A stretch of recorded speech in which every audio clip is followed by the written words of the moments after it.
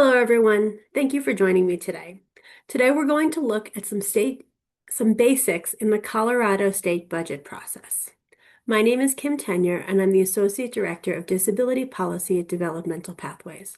I'm recording this presentation to provide some helpful information in advance of our next quarterly provider meeting and discussion of the state budget's proposal. This presentation is not comprehensive or exhaustive, although I am exhausted in recording it for the 15th time.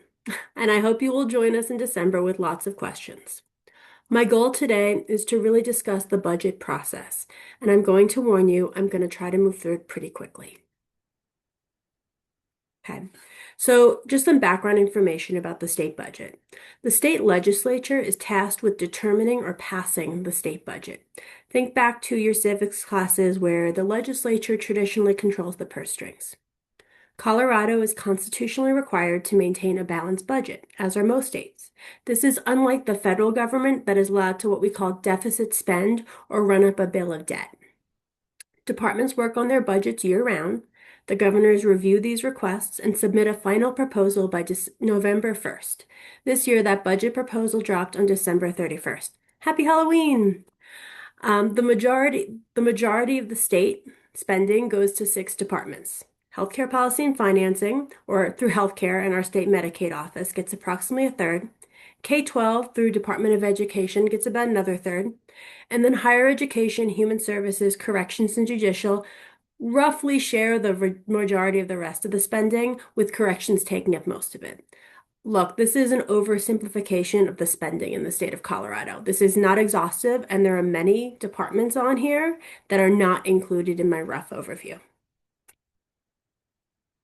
So, some state budget overview key drivers. The first that I want to make sure we're all on the same page is that we are facing a roughly $1 billion deficit going into next year. Some other key drivers are Tabor, that limits the amount of revenue and spending. The governor's priorities are kind of the agenda that he has set for his last term. State agencies' operating budget and the need to cut or be cost neutral or push forward key priorities. And then legislative priorities, or what things that individual legislators really want to see done this upcoming session.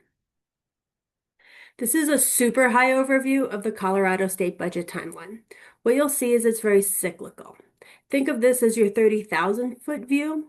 And what's notable to call out is the Joint Budget Committee, also known as the JBC, often in this document, is a year-round committee, and it goes beyond the legislative session. The Joint Budget Committee's work is very tied to the governor and the bureaucracy. And once we have created or passed the budget, the work continues to prepare for next year. So let's deep dive this a little more. Let's zoom in, for lack of a better word. We'll zoom in on our Zoom. This is a more detailed timeline of the state budget.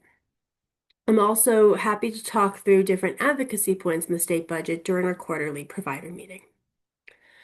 The budget is released roughly November 1st. That kicks off or triggers the start of what we call budget season. Once that budget is released, there's a few weeks to kind of prepare analysts to start reading, advocacy organizations to start their work, and then the Joint Budget Committee will convene to hear from the governor's office. They will hear briefings from their staff, as well as hearing from state agencies. Each state agency is allowed the time to kind of defend or provide more context or questions for their budget. The Joint Budget Committee analysts, or JBC analysts, JBC staff as we often refer to them, present the budget and will often make recommendations or make suggestions to the Joint Budget Committee. This usually occurs during November, December. Now we're even moving into January a little bit. This year's legislative session for 2026 begins on January 14th. Legislative session begins and lots of bills are introduced, because while the budget really is just one bill, it takes a lot of work, and there's lots of other bills that may have fiscal notes, that may want spending, that take up some air in the room. Once legislative session starts, we pivot, and instead of just looking to next year's budget, we take a moment to assess this year's budget. These are referred to as budget supplementals, or changes in the current fiscal year. And these are state agencies and JBC analysts will very similarly come back to the Joint Budget Committee and share their concerns, their thoughts, and make recommendations. Those supplementals are traditionally passed or don't move forward to the current fiscal year changes. And that typically happens in January, February, sometimes even March this occurs.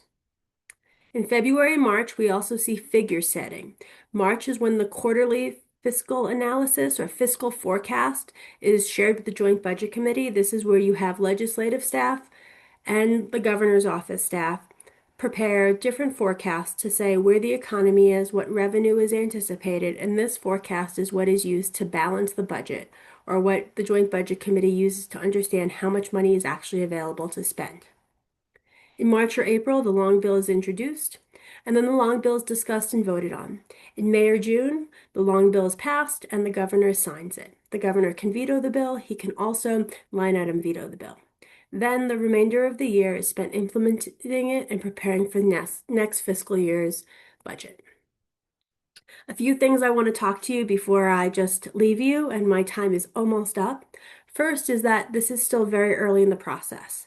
This year looks a little bit different than previous years because we don't just have budget requests, we also have executive orders that have been held over or been implemented since special session and now are being rolled into at least HCPF's or Healthcare Policy and Financing budget request. I really hope that you can take some time to join us for our quarterly provider meeting in December, where we'll talk through some of these budget requests that we're monitoring to discuss the impact we're anticipating for developmental pathways, individuals that we support in our designated service area, and many of our providers. Thank you so much. Appreciate your time and brain power in this space and look forward to connecting with you. Have a lovely rest of your day.